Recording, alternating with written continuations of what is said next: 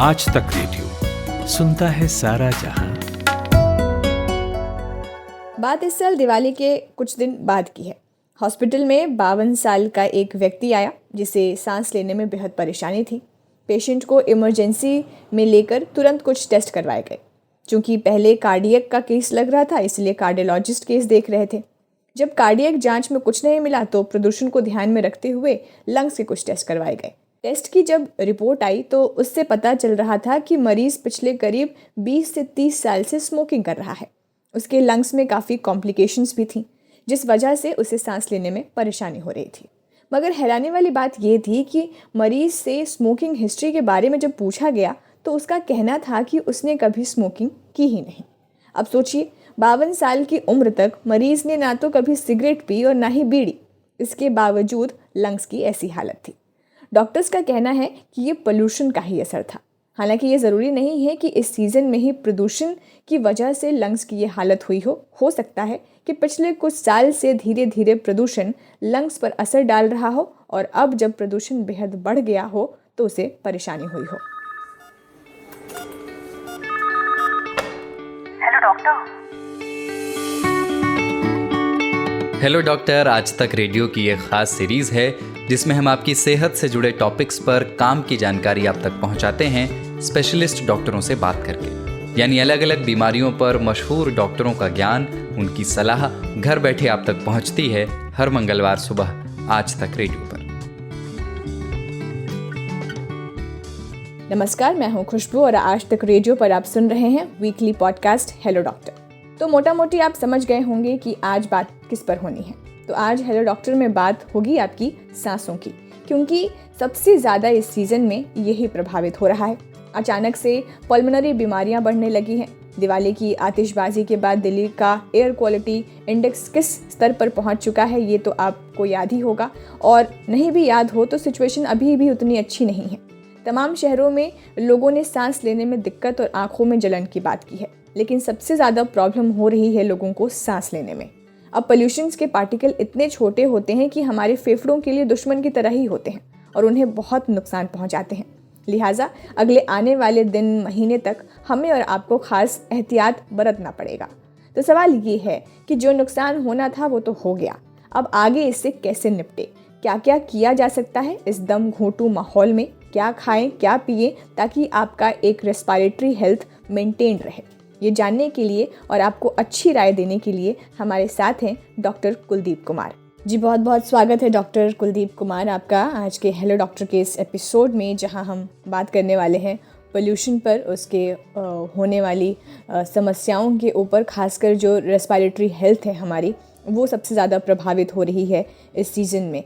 तो क्या तरीके हैं, क्या उपाय हैं मास्किंग को लेकर, जो भी चीज़ें हैं इसके आसपास। जी नमस्कार, मेरा नाम डॉक्टर कुलदीप है। मैं पल्मोनोलॉजिस्ट, चेस्ट फिजिशियन हूँ सीके बिरला हॉस्पिटल गुड़गांव में।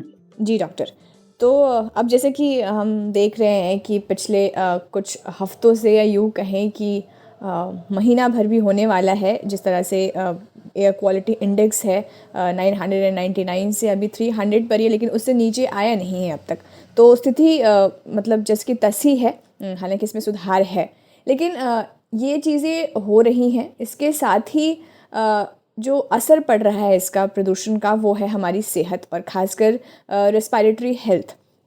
मैं आपसे यहाँ पे पूछना चाहती हूँ कि प्रदूषण जब होता है इस सीज़न में, ख़ासकर ये हर साल का ही सीन है इस महीने में, अक्टूबर से लेकर दिसंबर तक, तो ऐसे मौसम में कौन कौन सी बीमारियां हैं जो ज़्यादा गंभीर हो जाती हैं प्रदूषण की वजह से। देखिए, आपने बड़ा अच्छा ही सवाल किया। एयर पोल्यूशन जो कि एक बहुत ही कॉमन प्रॉब्लम और बहुत ही मेजर समस्या हो रही है अभी आजकल।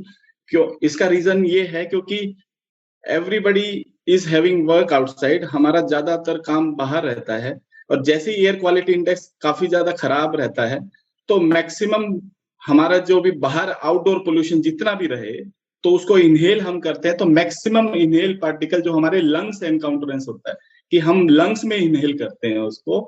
और our respiratory system is starting from nose, तो नोज से पीछे फेरिंग्स, फेरिंग्स से लंग्स।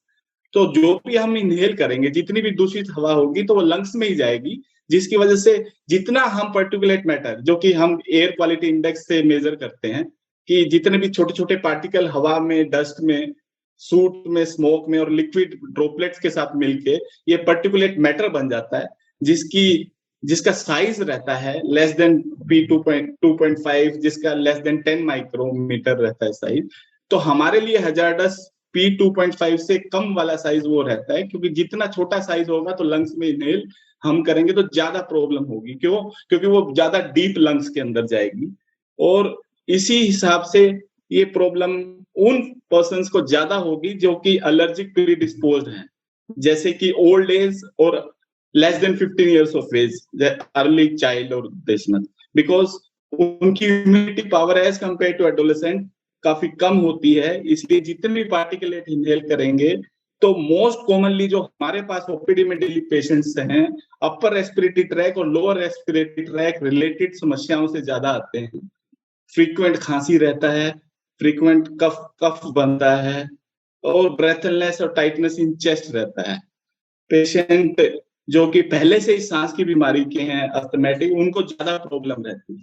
तो आपके क्वेश्चन का मेन यही तात्पर्य होगा कि मेन जो ऑर्गन इन्वॉल्व जो रहते हैं वो लंग्स रहते हैं और अपर एयरवे, जैसे नेजोफेरिंग्स, फेरिंग्स और नेजल एयरवे, तो ये काफी इन्वॉल्वमेंट है as compare to other organ like cardiac और मस्कुलोस्केलेटल।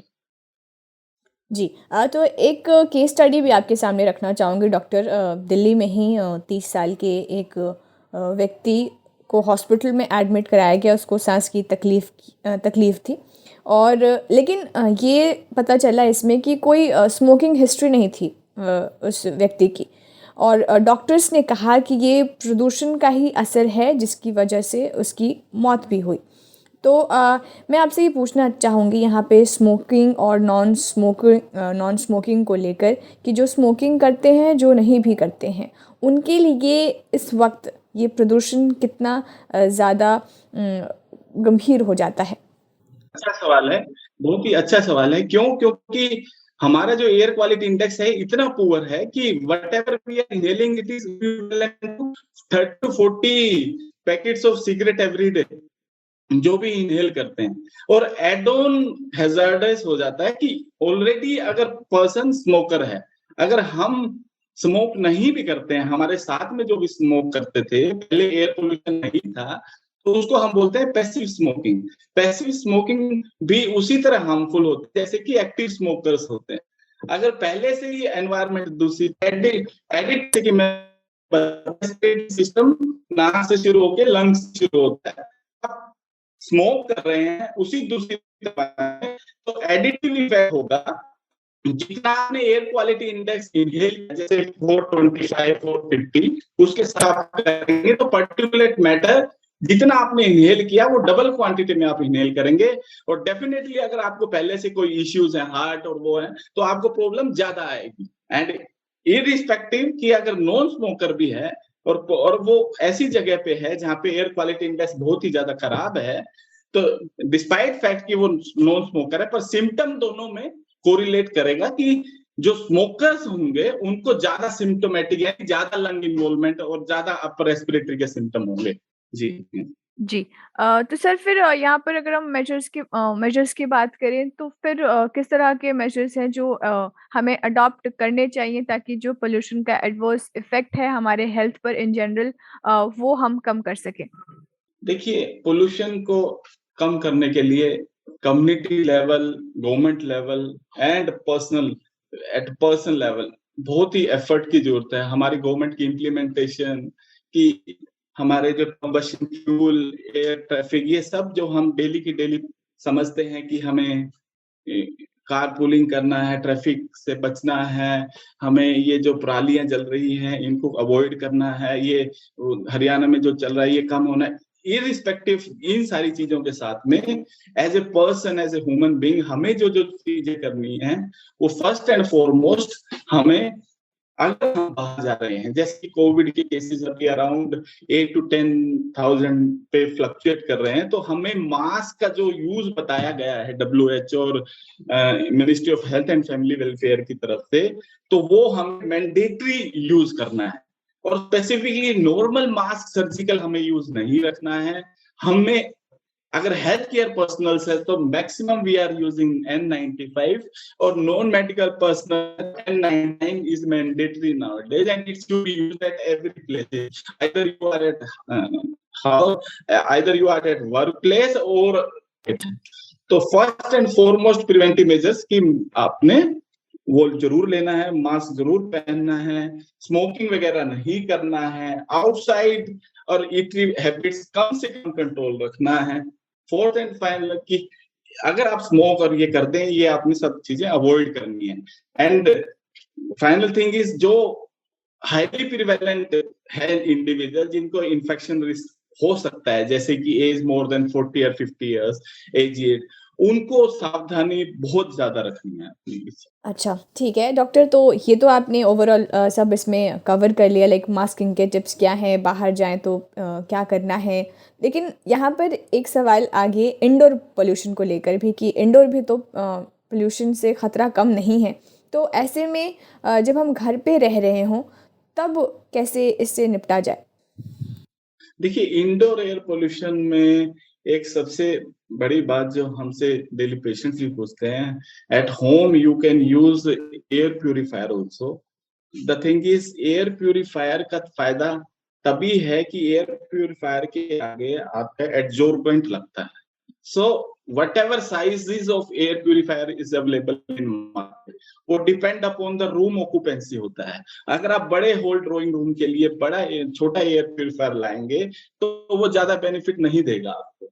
सो वट अगर आप लगाएंगे तो इट विल नॉट बेनिफिट कि हाँ आप अपना एयर क्वालिटी इंडेक्स ज्यादा इंप्रूव नहीं कर पाएंगे। इट्स ऑलवेज कैपेसिटी पे जब भी आप मार्केट जाएंगे तो दो चीजें आपने जरूर पूछना है कि कैपेसिटी आपकी रूम की आपने जरूर बतानी है, और एयर प्यूरिफायर के साथ में आगे जो एडजॉर्बेंट फिल्टर लगता है वो जरूर मैंडेटरी है, जो कि अगर आप घर पे लगवाते हैं तो it is to some extent it is very useful in population who is more prone to getting infections and all those things. ठीक है, तो एयर प्यूरिफायर्स तो हैं सर, लेकिन यहाँ पर एक सवाल डाइट को लेकर है। हालांकि मैं आपसे यहाँ पे पूछना चाहूँगी कि क्या पोल्यूशन का न्यूट्रिशन से कोई डायरेक्ट लिंक है? क्या अगर हम अपने डाइट पर ध्यान दें इस सीज़न में तो क्या ये कुछ एक्सटेंट तक हमारे उस पोल्यूशन के एडवर्स जो इफ़ेक्ट हैं उसको कम कर सकता है? देखिए, nutrition and healthy diet is mandatory in every kind of system, चाहे वो रेस्पिरेटरी सिस्टम हो, कार्डिक सिस्टम हो, endocrine system, any type of system in our body. Because हमारा बॉडी सिस्टम जो होता है वो हीमोस्टेसिस मेंटेन करता है। हीमोस्टेसिस मेंटेन करता है वो सिर्फ न्यूट्रिशनल पे डिपेंड करता है कि हमने कितने न्यूट्रिएंट सुबह से शाम तक लिए हैं। If we are working population, हमारी कैलोरी रिक्वायरमेंट्स, प्रोटीन रिक्वायरमेंट्स काफी ज्यादा रहती है। अगर हम ज्यादा जंक फूड्स ज्यादा लेते हैं, अगर आउटसाइड ऑयली फूड्स ज्यादा कंज्यूम करते हैं, हमारा प्रोटीन इंटेक कम रहेगा, कैलोरी इंटेक ज्यादा होगा। तो जितना हमारा प्रोटीन इंटेक कम होगा तो हमारा उतना ही प्रोटीन ब्रेकडाउन होगा। और जितना ही रेस्पिरेटरी इलनेसेस में ये रहता है, अगर जितना प्रोटीन ब्रेकडाउन होगा इस हिसाब से अगर आपको सांस की तकलीफ है, खांसी है, तो वो सिम्टम्स आपको ज्यादा होंगे। बिकॉज जितना आप लंबी लंबी सांस लेंगे, जितना आपको रेस्पिरेटरी इश्यूज हैं, तो protein breakdown catabolism in body उतना ज्यादा होगा।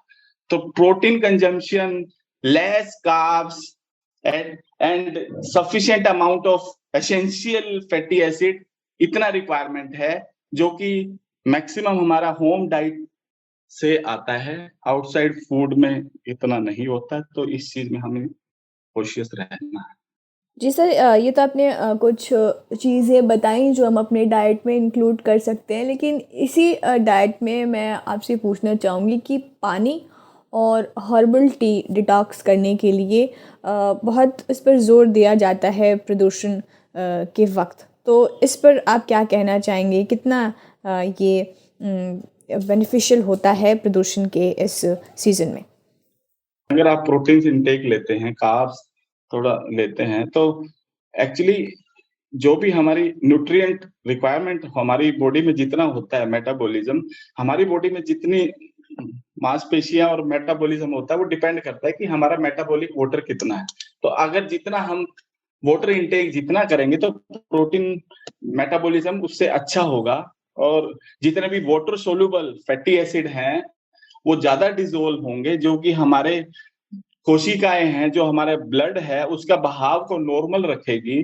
जितने भी हमारे फैट सोल्यूबल विटामिन है ए बी ई के जितने हैं वो हमारे नॉर्मल मात्रा में रहेंगे, क्योंकि जितना हम पानी लेंगे उतना ही कंजम्पशन और डाइजेशन प्रॉब्लम जो है वो काफी कम रहेंगी। इसलिए protein intake, diet, nutrition supplement, fluid intake जितना आप लेते हो उसके पैरेलल में चलती है, बिकॉज जितना आप फ्लूइड कंजम्पशन करेंगे उसी हिसाब से आपका एब्जॉर्प्शन होगा इंटेस्टाइन के अंदर।